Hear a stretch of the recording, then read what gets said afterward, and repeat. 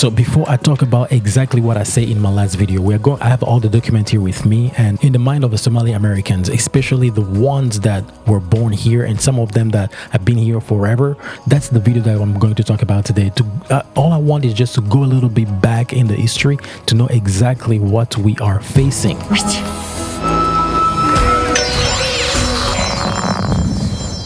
Back in the history to know exactly what we are facing. And I'm not attacking the religious part. At some point I wanted to be a Muslim actually, but it's not about that. It's about people and culture. When I was digging deep and doing my research, I found some incredible things, something that I question myself, what's going on here. Pretty much all of it was just incredible and really exciting. Here's the thing. So many Somali-Americans, especially the young generation that were born here, so things I just found that there is a little bit of they were born here, physically here, but psychologically shaped by refugee mindset, say like history, because the parents that, due to not trusting the government in Somali, due to all this craziness that were going on over there, it wasn't a good space for them to trust the government. I think it's still that spirit that they brought here, most of them, even me myself. I grew up in Africa. The thing is, I never trust my government. I never trust anything they're talking about, and even now I'm still skeptical. So I see myself in a lens of a Somali person, understanding that no, governments are barely to be trusted. And I'm not only talking about Somalis. We have Americans that don't trust the government.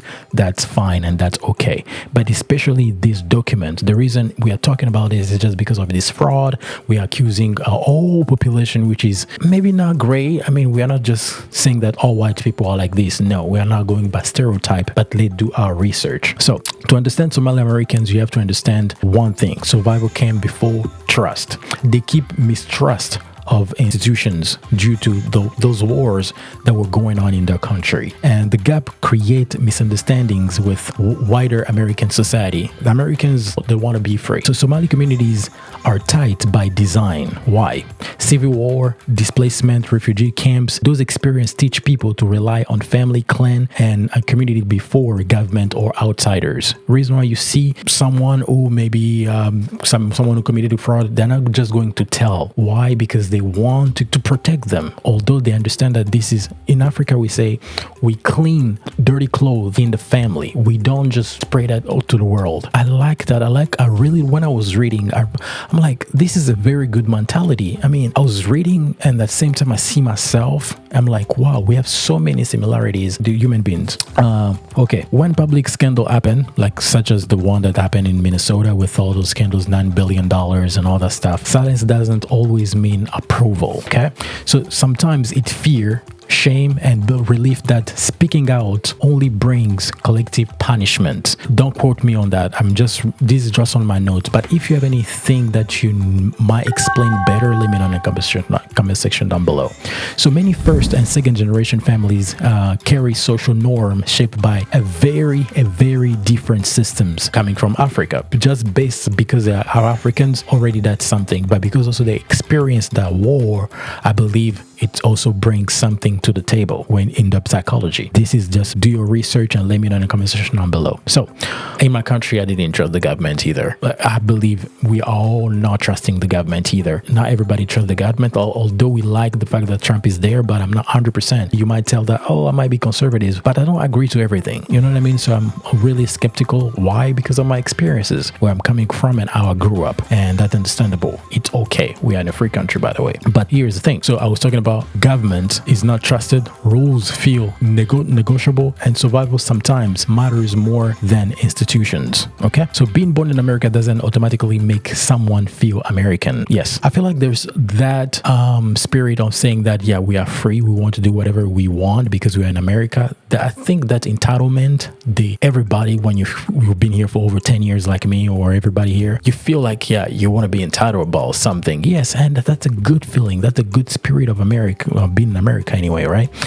If home teaches one set of rules and society expects another, conflict is inevitable. That's for sure. I believe that's 100% sure. But Integration isn't about abandoning culture. That's what I like about when I was reading about the cultures and different cultures. Conservative Christian coming from Africa and Zambia and Congo, we are so conservative when it comes. It's really hard for me to see my pastor in jeans. I'm like, what's going on, right? And it also, like, for them, most of them are Muslims. I visited Ethiopia at some times. I'm like, that was a beautiful country for me. Why? Because it was a mix between Christians and Muslim, and I experienced the Muslim feeling and the culture, the food and everything. That was the beautiful experience that I've ever had. And I believe just a mixture of all those things kind of like, create and shape someone in a certain way. Those are the sets of rules. You just don't change for another person real quick. You still keep some values,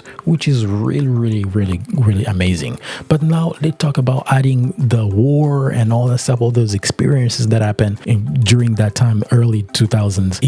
It's about experience, you know what I mean? Changing and coming here, knowing that there's the country that a lot of our arms, so you're confused. How am I going to adapt? It's very, very hard. Trusting in institutions, not constitutions, but institutions, government. There is still that healing that need to happen in all of us. And I'm talking to Africans in general or other countries in general.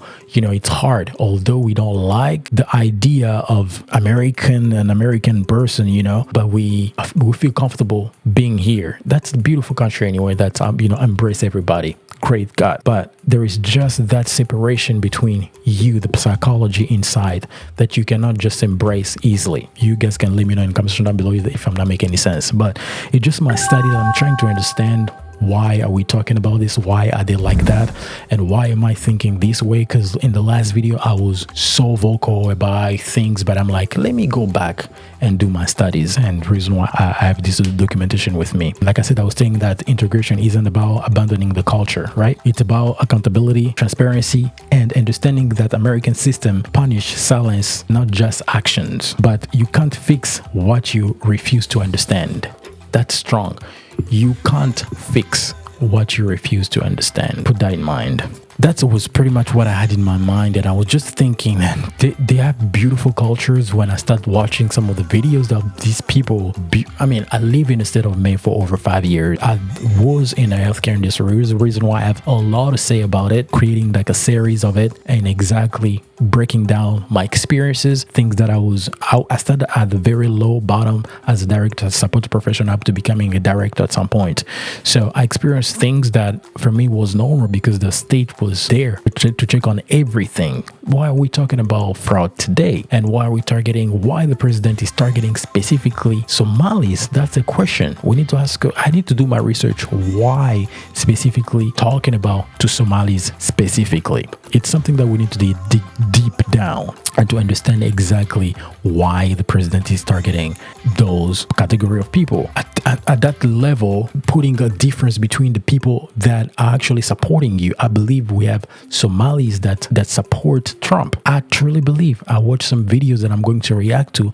You guys should stick on the channel and watch those videos. They're beautiful videos. Somalis actually talking crazy about, Tim Walz and Omar. I'm like, oh, I'm surprised. And I'm start reading their stories and everything. I'm like, it's like another culture, but at the same time, it's so beautiful. I've lived with them for so long, but I've never experienced like actual culture. I ate their food. Most of them, I have like 7 friends who are Somalis, and we are cool. We are chatting even right now. Hey, dude, I did a video about this, blah, blah, blah. Like, oh, stop talking crazy or whatever. It's just fun, but it's just understanding who they are, and it's just a beautiful thing.